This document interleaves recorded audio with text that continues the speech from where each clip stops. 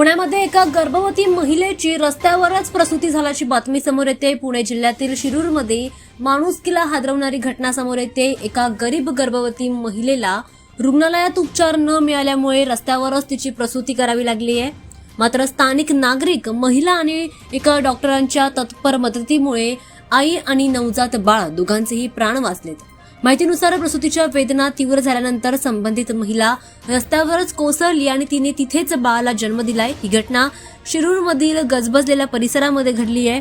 घटनेनंतर परिसरातील महिलांनी आणि नागरिकांनी तातडीने मदत केली। रस्त्यावरच साड्या आणि कपड्यांचा आडोसा तयार करून सुरक्षित वातावरण तयार करण्यात आलं आणि त्यानंतर एका महिला डॉक्टरांनी घटनास्थळी पोहोचून लगेचच वैद्यकीय मदत केली आणि नवजात बाळाची तपासणी देखील केली।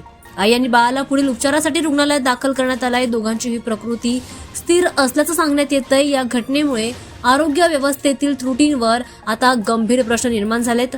खरं तर प्रसूती झालेल्या या महिलेने खासगी आणि सरकारी रुग्णालयांनी केवळ गरिबीमुळे उपचार नाकारल्याचा गंभीर आरोप केलाय।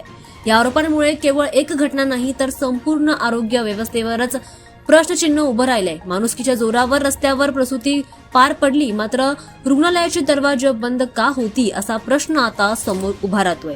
स्थानिक नागरिकांनी दाखवलेल्या तत्परतेमुळे मोठा अनर्थ टळलाय। या घटनेचा सर्वत्रच निषेध आणि चर्चा देखील सुरू असल्याचं पाहायला मिळतंय।